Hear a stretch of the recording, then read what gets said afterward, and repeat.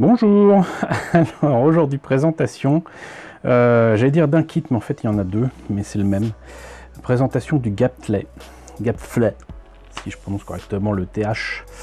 Donc kit vintage de Zeta Gundam qui logiquement date de 1985 et qui est au 144. Je vous ai déjà présenté ce mobile suit. Donc on a le Gapflay que je vous ai déjà présenté en High Grade Universal Century. Je crois que c'est l'année dernière. Voilà, j'avais complètement oublié que j'avais cette version donc vintage. Pour une raison très simple, c'est que a priori je n'ai pas la boîte et que pour une raison qui m'échappe totalement, je n'en ai strictement aucun souvenir. Je pense que c'était dans un lot que j'ai acheté sur eBay ou quoi, mais j'ai deux fois ce kit et deux fois dans le même état. Je vous montrerai ça tout à l'heure, mais c'est pas super intéressant puisque en fait étrangement les pièces étaient déjà là. C'est celles qui sont comment dirais-je correctement encore pour certaines sous grappe, mais l'autre sachet, j'avais un autre sachet comme ça, et ben le kit était déjà démonté, j'allais dire, et je comprends pas pourquoi, mais bon, j'ai la notice, donc tout va bien. Et donc c'est peut-être aussi pour ça que je ne me rappelais plus, mais ça va être l'occasion de voir comment faire ce genre de kit, parce que je le trouve sympa.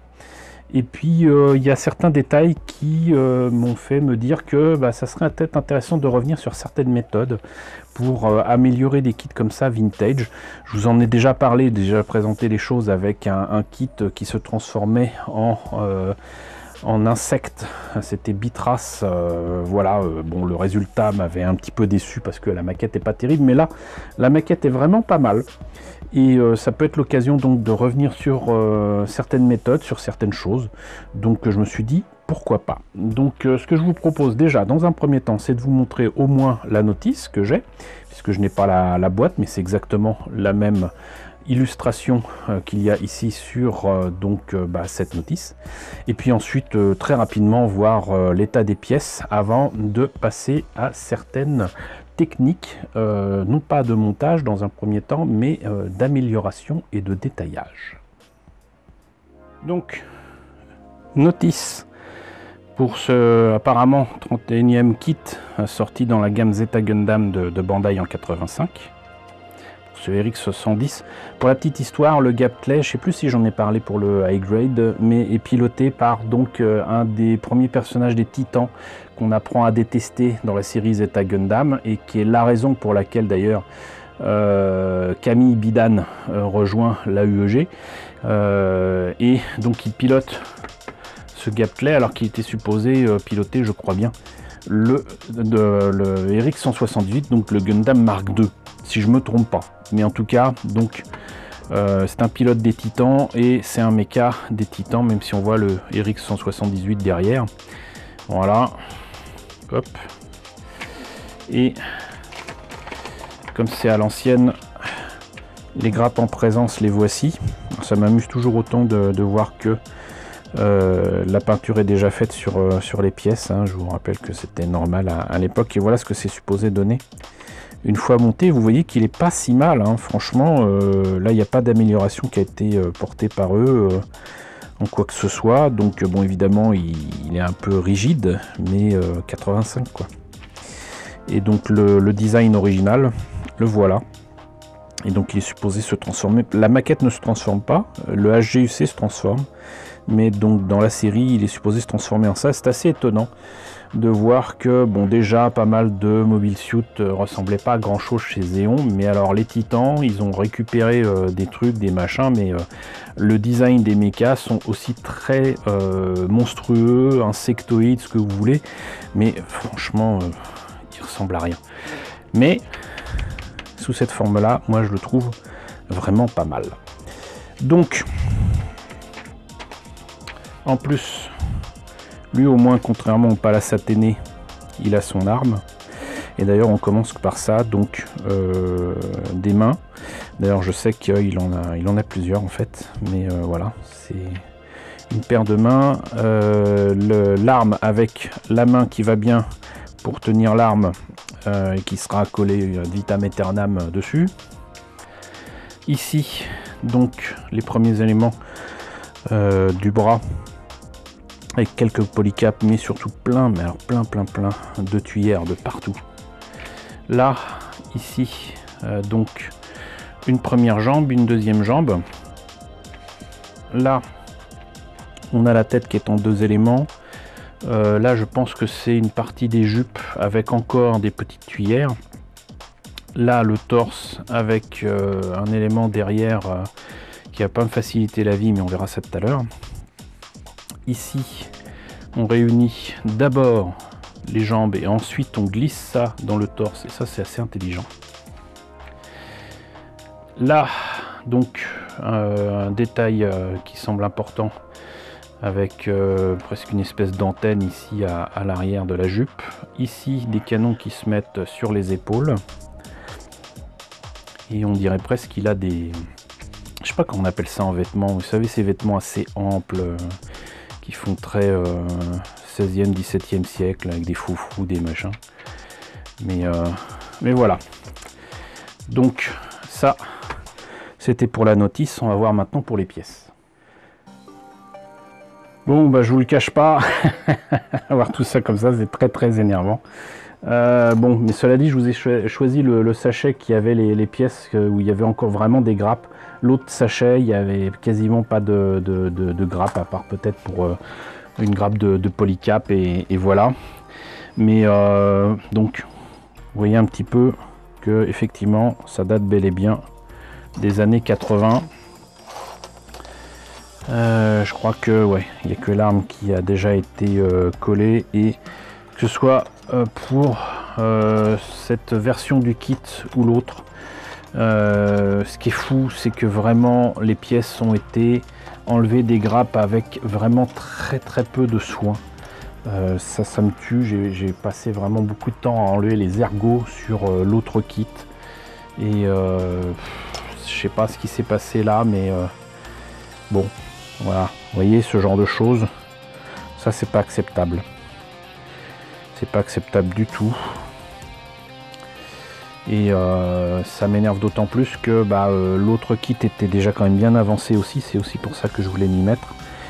C'est que là par exemple, très clairement, peindre en noir, en gris, en ce que vous voulez à l'intérieur, ça aurait aidé pas mal quand même. Mais bon, ce qui m'intéresse le plus ici, c'est vraiment de détailler là, et d'ajouter donc des espèces de bijoux fantaisie. Ça, c'est une première chose. Ensuite, je vais voir si je creuse aussi là dedans. Je pense pas, mais on va voir, pour faire donc je sais pas, ce méca semble avoir des tuyères de partout. Ça le rend peut-être plus mobile dans l'espace, je ne sais pas. Et donc il y a quand même pas mal de pièces qui nécessiteront de toute façon d'être poncées, et d'ajouter des trucs. Je sais même pas si je vais pas couper ici, mais là ça sera un peu compliqué parce que c'est pas évident, ou alors faut que je ponce. Mais pour remplacer ça par un cabochon, pour éviter d'avoir à le peindre ensuite, parce que c'est pas si évident que ça à peindre du jaune sur du marron et de faire comme si c'était une perle, pas évident. Et je crois que le plus embêtant, ça sera quand même ces trucs là, ces petites cuillères qui sont très sympathiques, mais il y en a beaucoup, elles sont toutes petites, et vous le voyez, donc il va falloir couper ça correctement, poncer ça correctement, 2 fois pour chaque cuillère. Là vous en avez quand même 12, et après il va falloir les peindre. Voilà. Mais le résultat en vaut la chandelle, je pense. Donc vous voyez un petit peu ce que ça donne. Donc on va passer à l'amélioration de tout ça, avec déjà percer des trous dans certaines de ces pièces. Donc voilà, autant vous en faire profiter. Là vous voyez bien que il y a ici comme des espèces de joyaux, je ne sais quoi, mais très clairement rose, qu'il y a sur la jupe à l'avant et dans le dos. Ici, qui doivent correspondre ici en fait à des senseurs, des caméras ou quoi. Quand c'est transformé, en fait, ce qu'il y a dans le dos devient en fait je vais pas dire le cockpit, mais enfin voilà, la partie avant, donc non pas ce mobile suit, mais de ce mobile armor. Et ce qui me facilite la vie, c'est que autant à l'arrière qu'à l'avant, c'est en fait des demi-sphères, des cabochons, voilà, comme j'aime le dire. Là, ça va être un peu plus compliqué à faire, mais vous allez voir ce qu'il en est. Mais je vais vous montrer en quoi, finalement, donc faire des creux, faire finalement des trous pour rajouter des détails, c'est pas si difficile que ça. Avec donc ces pièces du Gaptelet. Donc là, j'ai commencé d'ailleurs, et c'est pour ça que je me suis arrêté pour pouvoir vous montrer ça. J'ai à la fois la jupe à l'avant qui est aussi le torse avant, et puis là le truc à l'arrière que j'ai déjà percé. Mais comme j'ai cette maquette en double, je sais plus trop pourquoi, autant vous montrer aussi ce que ça donne avec les pièces au départ. Donc voilà, un exemple aussi d'ailleurs concret de l'intérêt d'avoir parfois des choses en double, même voilà, c'est le hasard de la vie ou quoi, parce qu'en plus c'était deux kits qui étaient déjà démontés des grappes, pas montés correctement avec leur notice et tout. Mais vous voyez que donc cette pièce, voilà, semble correcte, mais en fait il manque un bout ici. J'ai pas envie de me compliquer la vie à le refaire, ça serait assez simple, hein, mais voilà. Donc j'avais commencé à faire un trou ici, et donc je suis allé chercher une autre pièce. Et là donc on voit bien que le problème que j'aurais eu à mettre des cabochons directement sur la jupe à l'avant, c'est que en fait, sans être des demi-sphères, il y a quand même, c'est pas totalement plat. C'est pas totalement plat. Et donc voilà. Et là je vais vous montrer donc du coup ce qu'il en est, parce que là j'ai déjà fait le trou ici. Et là je m'apprêtais à le faire, et c'est là que je me suis dit c'est bête, il faudrait que je filme ça, que je vous montre ça. Donc en fait c'est tout bête, il faut juste faire très attention, parce qu'en fait il faut une pointe sèche, voilà, que vous avez souvent quand vous achetez des sets comment dirais-je, de lames, de cutter. En tout cas j'en ai un paquet, et donc une pointe relativement fine et affinée de cutter. Alors ça c'est le cutter, le couteau de modélisme comme ils achètent ça de base, qui a pas cher, dont je vous parle souvent, qui est vendu à Action. Donc en fait ce que je fais, c'est que je fais une marque le plus au centre possible. Alors évidemment, voilà, comme ça. Quand le plastique est un peu, comment dirais-je, un peu pas souple, mais qu'il est possible de marquer comme ça facilement, bah, c'est bien. Et donc pas besoin d'y aller avec un marteau ou quoi, mais sinon vous insistez, vous enfoncez, faites attention évidemment à pas vous faire mal. Et là ce qu'il y a, c'est que le plastique est suffisamment fin pour que la pointe traverse, si je me trompe pas. Voilà, vous voyez, il y a déjà un trou. Et vous pouvez le faire soit à l'avant, soit à l'arrière du coup. Mais moi j'ai choisi de le faire devant. Alors je vais essayer de vérifier à la fois sur la caméra et donc d'éviter de me faire mal. Parce que voilà, c'est quand on doit faire attention à la fois à ce qu'on filme et à ce qu'on fait. Bah, c'est pas facile quand on est tout seul.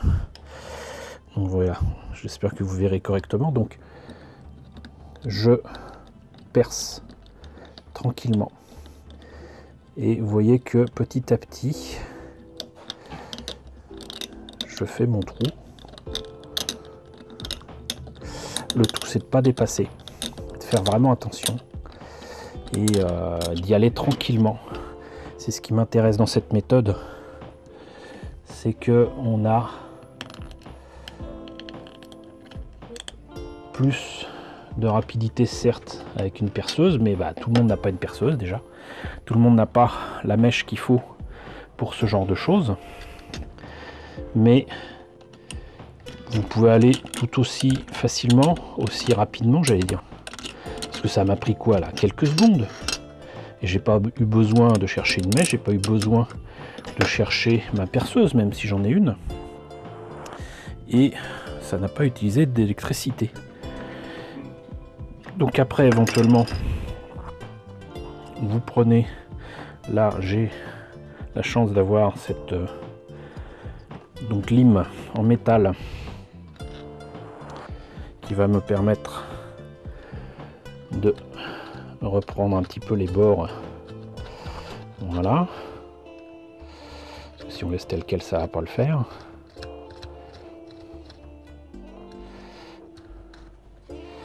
Et hop.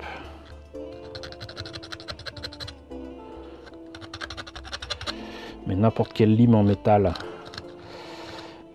du moment qu'elle est circulaire, j'allais dire, qu'elle est ronde, qu'elle est voilà, qu'elle est comme ça, ça ira. C'est juste que celle-là en plus a entre guillemets aussi le diamètre que je veux.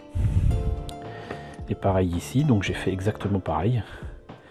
Donc je peux reprendre ici les trous affinés.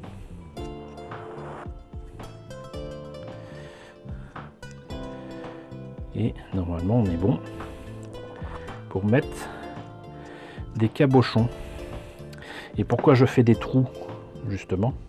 C'est pas pour poser les cabochons dessus, quoique avec un peu de chance le cabochon pourra se bloquer de lui-même s'il a la bonne taille dans la pièce en plastique. C'est pour éventuellement placer le cabochon derrière, le coincer avec une pièce plastique derrière, et comme ça je n'aurais pas utilisé, parce que les cabochons sont souvent en verre, pas forcément en plastique, mais si je dois utiliser de la cyano, donc de la super glue, le problème c'est que ça va opacifier le cabochon qui lui par contre est transparent ou translucide, donc ça ira pas. Donc vous voyez là, je peux très facilement mettre le cabochon derrière et faire en sorte que ça aille bien. D'ailleurs on va faire un petit essai. Alors c'était pas prévu quand j'ai commencé à filmer, donc je viens de faire un petit choix. J'espère que ça se verra quand même un minimum à l'écran. Voilà, j'ai même trouvé tout petit cabochon pour faire le mono eye, et encore ça va poser problème. Là j'ai différentes tailles. J'ai mis de côté aussi ceci. Alors je vous avais déjà présenté tout ça, hein. Voilà. Là il y a largement de quoi faire en termes de couleurs verte, bleu, surtout bleu, et de taille de bijoux fantaisie. Celles-là je les aime beaucoup. Je suis pas prêt d'en retrouver, mais on sait jamais. Mais je vais retourner la caméra pour que vous voyez mieux. Voilà, je pense qu'on verra mieux quand même, hein. Bon, je sécurise les outils parce qu'on sait jamais. Et donc, j'ai deux trucs carrés et des trucs plus ou moins ronds. Ça, je sais que ça sera pour le mono eye. Hop. Parce que je l'ai pris rouge. Mais qu'est-ce qu'il en est ici? Alors, il est clair que ce qui irait le mieux, ça serait ce genre de choses. Oui. Mais plutôt que de forcer le trou, de me rater ou quoi, si je le mets comme ça, c'est pas mal du tout. Et puis comme il est translucide de base, je peux le mettre à la couleur que je veux. Je sais aussi que ça c'est trop gros, mais au cas où, la même logique permet éventuellement de lui donner son petit rôle de cabochon. Alors si vous voulez bien, voilà. Vous voyez? Donc c'est possible quand même avec cela. Je vais les mettre de côté parce que par contre ça ne va pas. Et puis il y a cela. Hop. Pas facile de se filmer et de faire des essais en même temps. Et là, regardez là. Là je pense qu'on y est, hein. On y est carrément. C'est des strass en fait, qui sont vert bleu, et je pense que ça va le faire. Alors c'est pas rose, mais le résultat me plaît énormément et rien ne m'empêche de rajouter un petit peu de rouge. Et vous voyez que D'ailleurs, j'ai même pas à coller, ça tient entre guillemets tout seul. Et c'est pas mal du tout, du coup, avec la même logique. Même si, bon, là, c'était pour m'éviter de faire un travail de peinture qui n'aurait pas été difficile, hein. Une pointe de blanc, et ensuite un petit peu de liquide rouge. Donc, le vernis rouge dont je vous parle souvent, le Clear Ride de Tamiya qui est le meilleur. Mais là, c'est pas mal. Et je vais en profiter pour enlever, en fait, délicatement, autant que je peux, les câbles qui sont supposés être au niveau du cou. Et en mettre entre guillemets des vrais. Là peut-être pareil, et encore là ils sont pas si mal, mais là au niveau du cou ça le fait vraiment pas, même si je peux arranger ça facilement encore une fois avec, hop, en faisant comme ça, hop, et pointe sèche pareil pour insister, voilà. Mais bon, c'est pas le sujet ici. Mais voilà, donc là c'est juste en grattant un petit peu que ça s'est enlevé.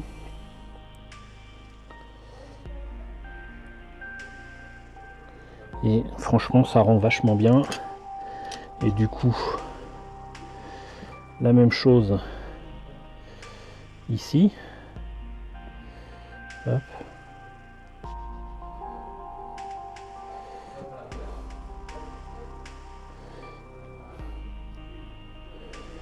Hop. Voilà. Alors là j'ai un peu de mal à les placer et à vous montrer ça en même temps. Je vais essayer avec un seul, ça sera peut-être plus simple. Ce qui m'embête c'est ça là. Mais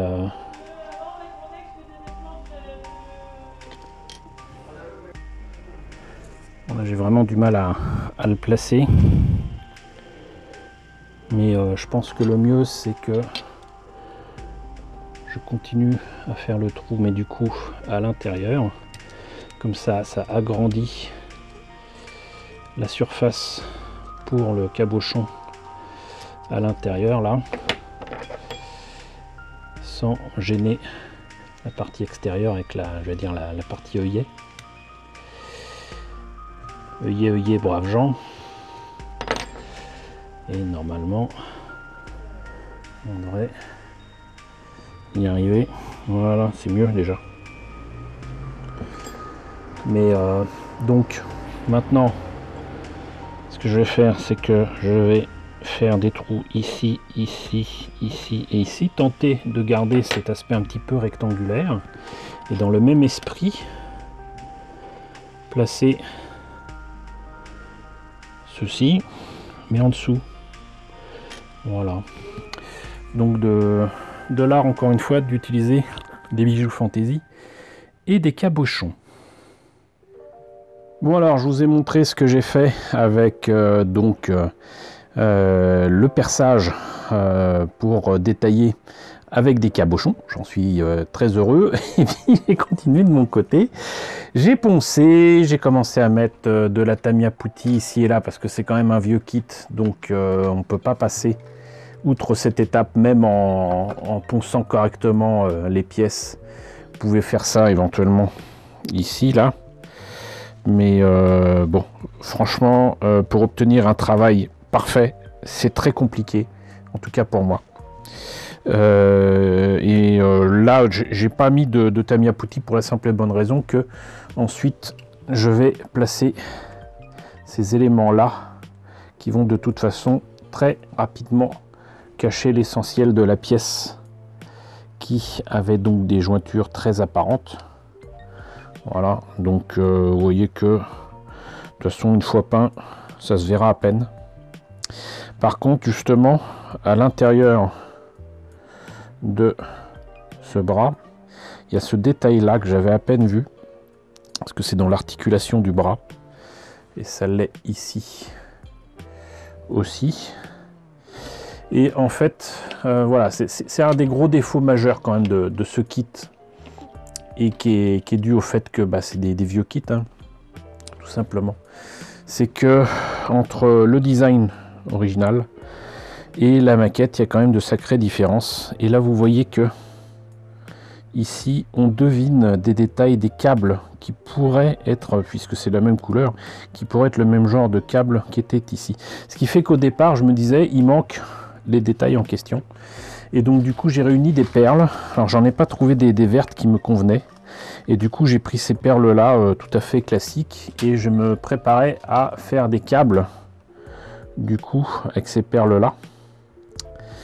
Et les peindre en vert. Voilà. Jusqu'à ce que je me rende compte qu'en fait le détail y était, mais n'est pas très très beau. Et surtout, si je le rajoute moi-même, j'aurais du mal à faire en sorte que ce soit articulé à nouveau. Donc je laisse tomber, mais j'ai pas en blanc. Et comme ça, je pourrais peindre en vert plus tard, une fois que j'aurai pas en gris ici. Et donc ça, c'est une première chose. Il a fallu que je freine mes ardeurs aussi, parce que j'étais tellement content d'avoir trouvé la forme qu'il fallait pour faire ce truc rectangulaire et d'avoir fait le trou que je vous annonçais tout à l'heure, que j'ai commencé à mettre donc... alors c'est pas un cabochon, c'est un petit bijou fantaisie que j'ai retaillé. En fait, c'est un élément de... c'est une aile de petite libellule. Et je me suis dit, mais attends, tu fais des bêtises, parce que même si j'ai peint avec une bombe de verre, c'est pas le verre qu'il faut, et il faudra repeindre de toute façon dessus. Donc évitons de peindre et de masquer, ce que je n'aime pas faire, les détails en question ici, là, avec les cabochons. Je mettrai les cabochons plus tard, parce que bien évidemment, ça va me faciliter le travail pour la peinture. Et puisqu'on parle de peinture, donc, et de Tamiya Putty et de ponçage, etc., voilà, ça c'est encore un autre exemple.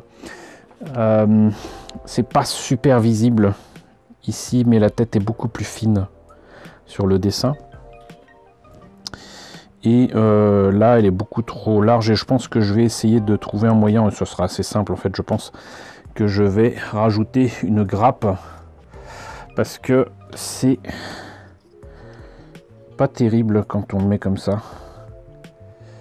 Il a une position qui est pas aussi cool que ce qu'on voit là. Donc je pense qu'en fait, pour ajouter de la coolitude, je vais agrandir le coup. Mais vous voyez que j'ai déjà commencé à peindre en jaune, en fait, là, ici, le torse. Et pour ça, c'était très simple. En fait, j'ai mis du blanc d'abord. Et ensuite, j'ai commencé à peindre en jaune. Et je me suis rendu compte que là aussi, vous voyez, les détails qu'il y a ici, au niveau du cou, ne sont pas apparents ici. Donc, il va falloir que je fasse ça, que je simule ça avec de la peinture.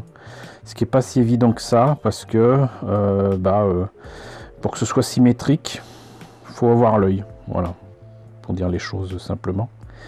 Mais donc, vous voyez que ça a quand même pas trop mal avancé. Que je suis même assez content du travail réalisé. Et que en plus il y a certaines pièces que je trouvais pas, et ça rend justement le fait que j'ai en double. Ça va me permettre de faire un gap clay vintage complet. L'autre me servira soit pour des kits bâches, soit pour faire une autre version, on verra, puisque de toute façon j'ai déjà la version HGUC. Mais là la vidéo est quand même déjà assez longue, donc ce que je vous propose, c'est que on arrête là. La prochaine fois, promis, là je vais de toute façon planifier le travail et d'amélioration des pièces et de peinture. Il faut que je vous montre comment je vais m'y prendre pour faire les réacteurs qui sont rouges à l'intérieur et supposés être marron, mais moi je les ferai acier à l'extérieur. J'ai une méthode très simple que j'espère que vous apprécierez. Voilà, et je vais faire pareil avec les petits réacteurs qui sont là. Je vais vous montrer aussi ce que ça donne avec donc les pièces que j'ai traitées non seulement en ponçage mais en putty, parce qu'il y a eu il a fallu recreuser un petit peu ici et là. Il faudra que je vous montre ça.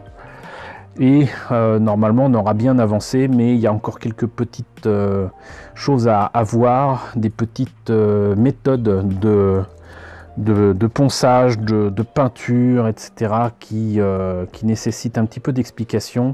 J'en profiterai aussi pour vous montrer comment utiliser certaines feuilles de plastique avec un outil que j'aime beaucoup, mais ça sera pour la prochaine fois. Donc le nibbleur, le grignoteur, qui me permet de faire des détails rectangulaires, voire carrés. Ce qui se révélera extrêmement utile pour refaire. Alors où sont les détails en question, évidemment, je m'y perds moi-même un petit peu, mais faites-moi confiance, il y a des endroits où il est nécessaire de refaire des détails qui sont creux et qui montrent malheureusement donc très clairement une jointure. Donc il faut revoir un petit peu tout ça.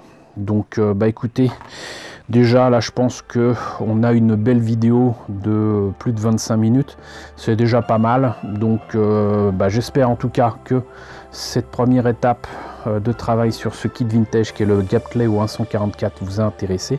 N'hésitez pas à me dire ce qu'il en est dans la section commentaires, n'hésitez pas à liker, c'est très important, n'hésitez pas à partager, n'hésitez pas à vous abonner si ce n'est pas déjà le cas. Coucou aux grands anciens qui me suivent depuis plus de 5 ans. Merci à tous de votre fidélité, merci à tous de votre soutien sur Tipeee et sur Paypal. Je vous laisse avec la liste des contributeurs de la chaîne et je vous dis à très bientôt pour la suite de ce travail sur le Gap Clay.